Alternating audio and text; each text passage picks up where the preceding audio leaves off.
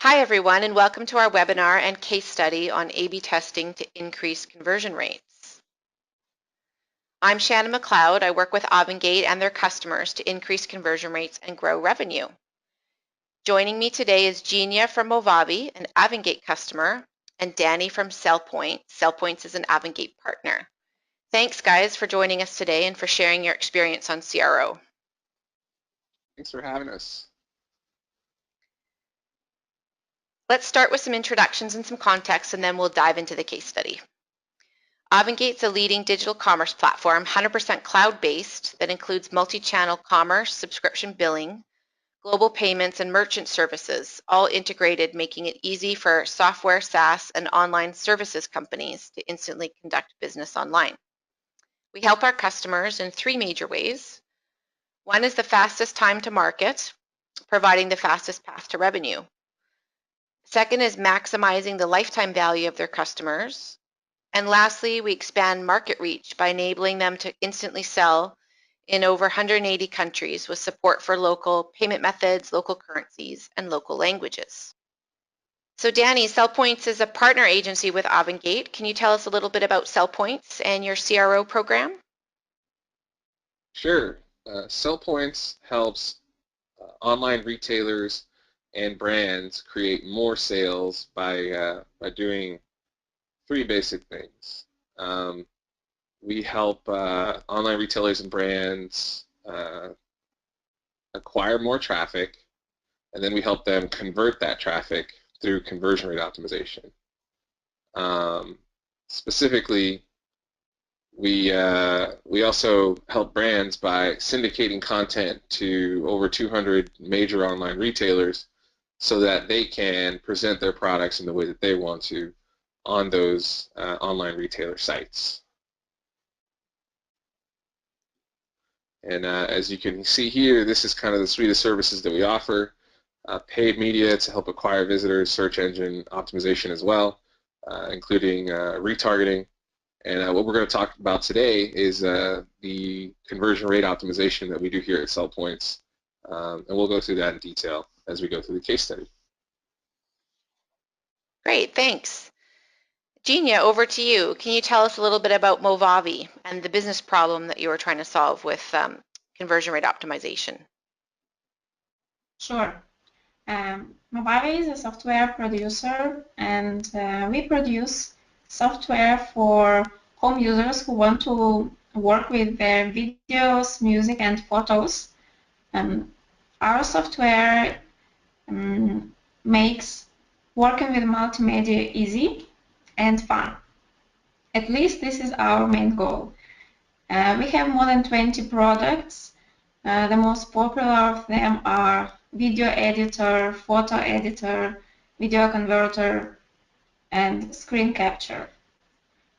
As well, we have Video Suite as a pack of all the best video products.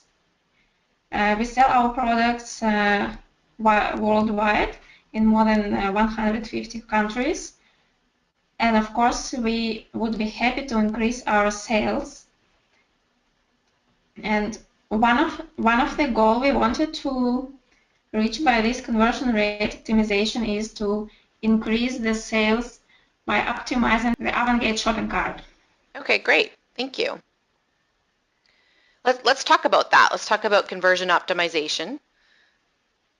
There's an opportunity to either convert or lose a customer at every stage of the digital commerce lifecycle. So acquisition, trial activation, upsells, cross-sells, upgrades, and of course renewals. So preventing revenue leakage across the entire commerce lifecycle is an important strategy that leads to increasing total lifetime value of the customer and of course growing revenue over time, which is what we all want to do. Today's case study is really focused on the acquisition stage. We're optimizing the bottom of the purchase funnel by A/B testing the checkout page, and we define conversion rate as orders divided by cart traffic. The optimization cycle typically has 4 parts. This is our methodology at Avangate with CellPoints. Is we begin with analysis and research to understand, what's really driving the user's behavior and identify any leakage in the purchase funnel. And then based on those findings, we develop a strategy, a hypothesis for the tests, and we prioritize the tests based on revenue potential. Next, we develop a test plan, design and develop the variations, and then run the split test. A split test involves sending equal amounts of randomized traffic to a control group and then multiple variations. We send it all the traffic at the same time to see which maximizes conversion rate or RPV. After we reach statistical significance and we have conclusive results, we call a winner for the test and then apply those insights to the site in a production environment to lock in the gains. So methodology is really important with conversion optimization. So as we go through the case study, you'll recognize each of these steps. So let's dive in. We've been working together, Movavi, CellPoints, and Avangate, for about 9 months. And we've run about 6 tests. We're just going to talk about 3 of the tests we've run today. So Danny, can you tell us about the research that kind of kicked off the optimization program and fed into the hypothesis for all the tests we've been working on? Yeah, sure. So as a part of any conversion rate optimization program, the first thing we're going to do is some qualitative research. So in this context, we decided that the first thing we wanted to do was run a poll on the Movavi shopping cart, and what we wanted to explore was, hey, what are the reasons that users on the site come to the shopping cart but ultimately decide that they're not going to complete a purchase, that they're not going to buy? So ultimately what we wanted to explore here are basically sales objections, and we did that through a poll that runs on the checkout page in context right as the user's right there on the website. And the question that we asked is there anything stopping you from completing a purchase today? If so, what is it? And what that produced for us was kind of a laundry list of quote-unquote reasons why that a user ultimately decided not to buy. So what we did is we went through all of the responses that we received one by one, and then we assigned a 1 or 2 word tag to that response that we received from the user, pretty much so that we could group responses that were similar in nature and understand, what's the percentage or what's the size of the group of users that have a similar problem or similar objection as to the reason why they're going to decide not to buy. Now, the 3 major issues that we found were, one, that users were complaining that the price was too high. But we, as conversion optimization folks, we know that when users are complaining about price, it doesn't actually mean that the price of the product is too high. It means that we have not communicated enough value to the user to justify the price that we're asking for. So we need to increase the perceived value when users are talking about the price being too high.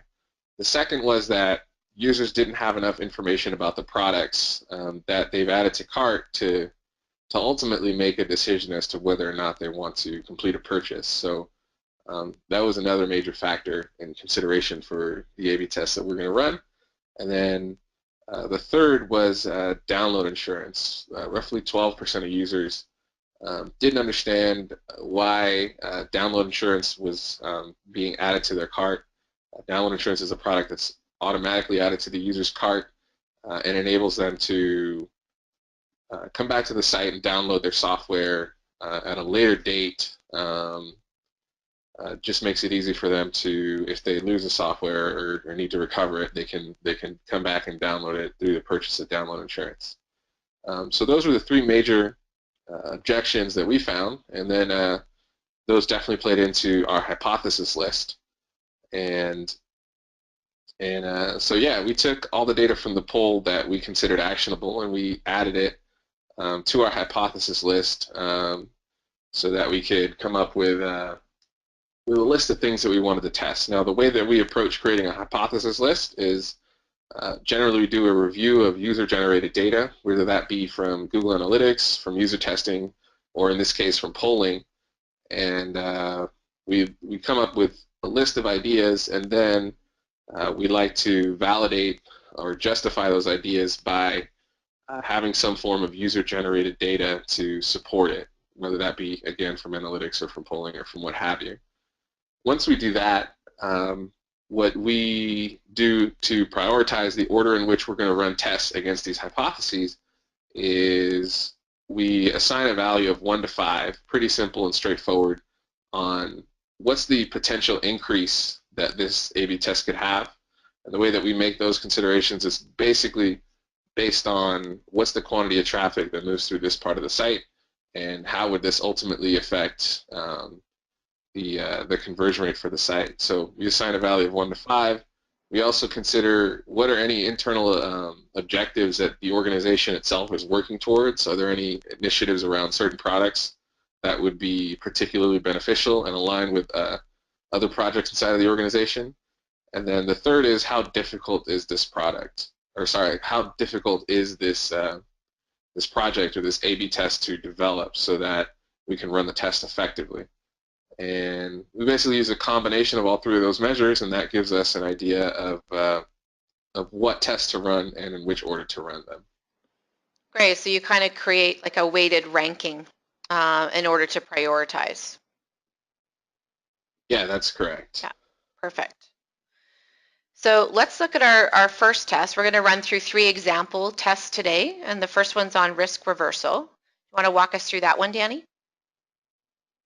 Yeah, let's do it. So, so the hypothesis for this test was that we could reduce the perceived risk and also increase the perceived value in the shopping cart page by applying a few optimizations.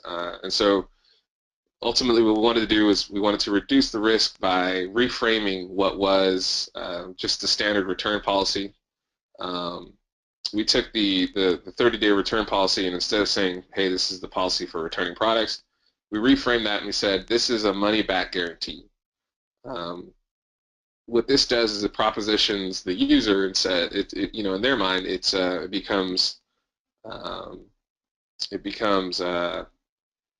makes them feel more comfortable, because ultimately they know if they decide to make this purchase, they can get 100% of their money back, and it removes any hesitations around value or around price.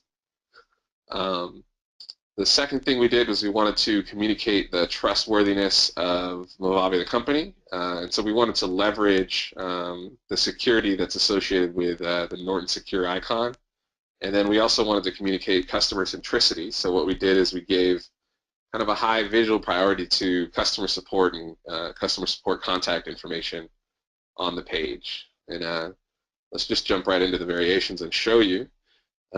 This is the header area of the shopping cart, and what you see here is there's some payment icons in the upper right-hand portion of the cart. So if we jump into the first variation, what you see here is that we've removed those payment icons, and now we are testing a combination of 2 variables, the first being the customer support contact phone number, and then the second being the 100% money back guarantee.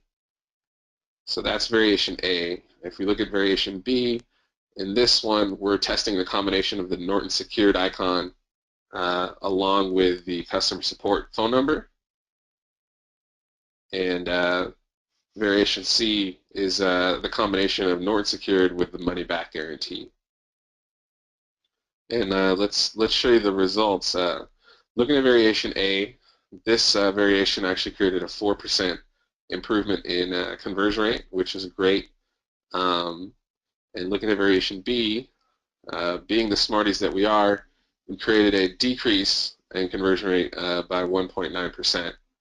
And then looking at our highest performing variation, variation C, we created a 5.5% increase in conversion rate using that variation. So ultimately, variation C was the winner, combination of Norton secured and money back guarantee. What we learned is that users are more persuaded to buy when you reverse the risk using a money back guarantee. And ultimately what that risk reversal does is it kind of tilts the scale in terms of value perception, where we can start to persuade a body of users, in this case 5.5% more users, to perceive enough value in the product that they decide to purchase. So that's pretty much what went on here. In combination with that money back guarantee, we're also targeting and communicating around the security of the site. So the combination of the reduced risk improved the perceived value, and then in addition, the Norton secured icon helps improve the communication around security on the site or the trustworthiness of the site, and that was pretty much enough to convince more users to buy. Yeah, and a 5% lift is pretty significant. I mean, many of us, are trying to grow our revenue by 10 or 15% a year. So, 5% is pretty solid. It's great. Mm-hmm. So let's look at the next test, which is on communicating digital delivery and perpetual license. Gina, do you want to walk us through this one? Sure. So test number 2 was about the delivery and perpetual license. Let's go back to our hypothesis and remember that we learned that our users actually had a question: how is my product going to be delivered? This question makes sense because it's not so obvious how e-software can be delivered. Because when I order something online that is physical product, I can be sure, but with the software, it can be either CD or USB stick, or is it a digital delivery? That's why I think this question comes up very often. Right. Another important thing that we found out from the poll data is that our customers are not always sure if they are buying subscription for a month, or if their license key is going to work for a year, or is it a perpetual license. So it sounds like a good idea to answer these questions right away before they buy the product, so that they don't have any questions about it. And of course, it's a good idea to test a combination of these two ideas and see how is it going to improve the conversion rate. So let's look at the control and the variation we had at the test. As you see, the control is already changed and have the new icons from the test 1 at the upper right part of the shopping cart. And the variation 1 was having a combination of two ideas I mentioned. So first idea, as you see, it's digital download delivery. It means that we explain the user right away next to the name of the product how is the product going to be delivered, and every user can also click the details link and see the details about this. And another phrase that we added was, this is not a subscription, your user license is perpetual. So this phrase makes customers sure that they are going to use this product as long as they want. Variation 2 has the idea of perpetual license only, and it's actually pretty much the same as in the variation 1. This is not a subscription, your user license is perpetual. And let's look at variation 3. It's about the digital delivery. So here we added just the information that the product is going to be delivered digitally. And now let's look at the results. Yeah, here we see that the combined and digital delivery versions has less visitors participating. There is an explanation. I will talk about it later. So pretty much the result of the test was neutral. And we stopped the digital delivery and combined variations a little early, as it was already obvious that they're not going to win. So in terms of conversion rate, the test was neutral, but it doesn't mean that we did not learn anything from this test. Yeah. Let's look at the insights and learnings, because what I think sometimes the information from the test is even more important than conversion rate optimization that they got. So what we learn is that users do not respond for more information on the checkout page about digital delivery and perpetual license. We expect that this must be communicated upstream in the purchase funnel. So in other words, maybe it is not the right moment or not the right place to put this information. And another idea was that users respond to a clear-looking cart with less text and lower cognitive load. It means that probably we added more text to the shopping cart, and it was not so easy to find the information that was so important for potential customers, like the name of the product or the price or the buy now button and so on. So maybe just the way that we added this information was not the right way. Genia, you're a real advocate of testing, and Movavi's always running tests on the website and the cart pages for the last few months. So I think this is a great example of why we test, because many companies don't do A/B testing, and they would just make a change like this either on their website or on their cart page without testing it. And because we split tested it, we could see exactly why the decrease was happening. And, we ran the test for a short time, so there wasn't a high opportunity cost for the test. So in a way, the CRO becomes, loss prevention, because when you have a gain, it's great, but when you have a losing test, it's also, just as valuable. So I think this is a good example to show everyone that, not all tests win, and the losing tests are just as important as the winning tests.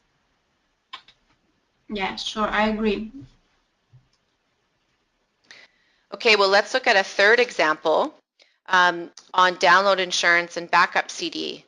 Danny, do you want to walk us through this one? Yeah, let's do it.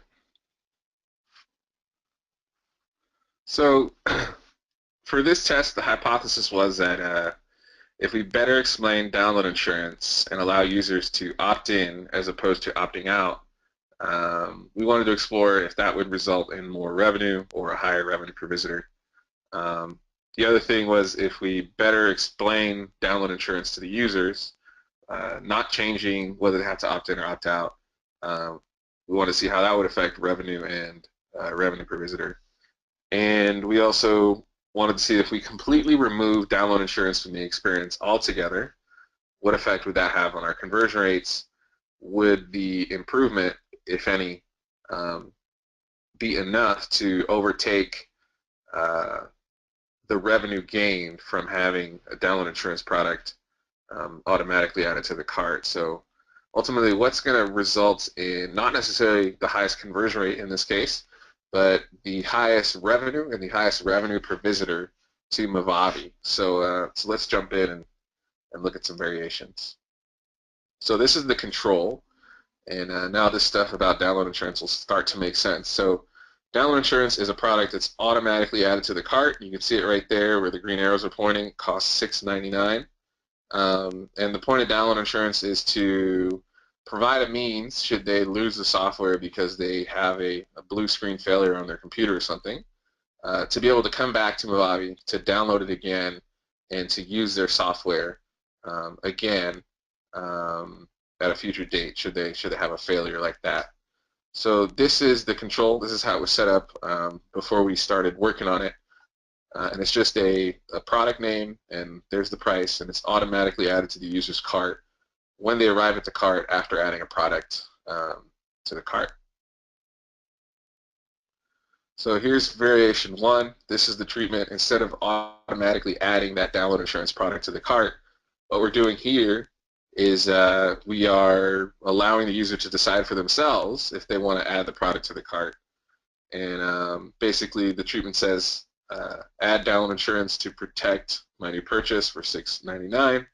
And then there's a link to a modal window. That'll open up a modal window, and that'll show what the point of download insurance is. So here's what you're seeing now is the actual modal window that would open if the user clicked on that details link. And this is the information contained inside. So look at variation 2 here.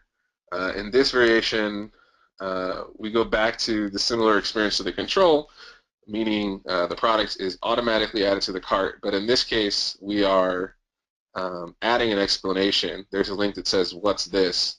And if the user clicks that link, then they see the exact same modal that we just showed you. But in this case, instead of just automatically adding a product to cart, we are explaining what that product is if the user is curious about learning more, with the idea that hopefully we persuade more of them to keep it there and to check out with it there. So let's look at variation 3. Download insurance. Here in this variation, we're actually completely suppressing it from the entire experience. So you can't actually add download insurance to your cart in this variation. So that's pretty straightforward. Now let's jump into the results and see, what happened to conversion rates, what happened to revenue and revenue per visitor. So we looked at, primary consideration here was our revenue per visitor, and we measured relative improvement for that. And for variation 3, where download insurance is suppressed, we saw roughly a 10% improvement in revenue per visitor. Variation 2 was very similar to the control. All we did was add an explanation there, so it's still automatically added, but now there's a link that explains what's download insurance. That treatment resulted in roughly a 22% improvement in revenue per visitor, and then the lowest performing improvement, but still an improvement, was variation 1, where the user has to manually add download insurance on their own, created roughly a 6% improvement above the control. So looking at the test results here, we see that variation 2 is the best performer. It actually had the highest attach rate for download insurance, which totally makes sense. It's automatically added. It also had the highest attach rate for backup CD, which was just somewhat surprising. We figured, hey, if people already have download insurance, potentially, possibly, would that make them less likely to add backup CD? But apparently that was not the case. Ultimately, variation 2 resulted in the highest revenue per visitor, and it was actually a pretty low-risk change because it's very, very similar to the experience already in the control. So it's pretty much the exact same thing as the control. We're just adding a little bit more information, a little bit more context for the user so they can understand, if they have questions in their mind, what this download insurance product is. Looking into what are the insights, what did we learn here? So ultimately, we learned that users respond better to the download insurance product when we provide an accompanying explanation of that product. So we also learned that users it's not necessary that they respond negatively to having download insurance added to the cart. It just appears that they respond negatively to having it added without an explanation. So totally reasonable, totally makes sense. If I go to the store and someone, throws a box of cereal in my in my shopping cart while I'm checking out at the grocery, I'm probably going to want a little bit more information about that box of cereal before I proceed to checking out and paying for that thing. So kind of makes sense. Yeah, it's a really important point, because based on the poll data, I think it was 12% of people had questions about download insurance. A gut reaction might have been to just remove it, but because we tested it, we can see that it wasn't the fact that it was being added automatically, but just that they needed more information. So, as Genia said, we got to keep download insurance, which increases the AOV and makes us all happy. So Genia, that's probably about a 15 times ROI on your investment in the program. So how does that affect your cost per acquisition, or how does that compare to other marketing programs that you're running, like paid search or ad campaigns? Yeah, comparing to paid search campaigns, of course, it is it gives us back much more than what we spent.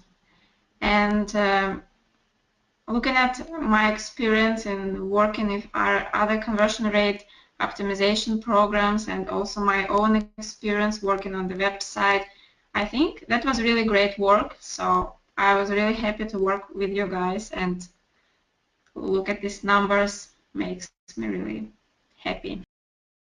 Well, I just want to thank you both for sharing your experience and all of the detailed tests because I think it's helpful for all of us that sell software online, learning about things like the money back guarantee and download insurance.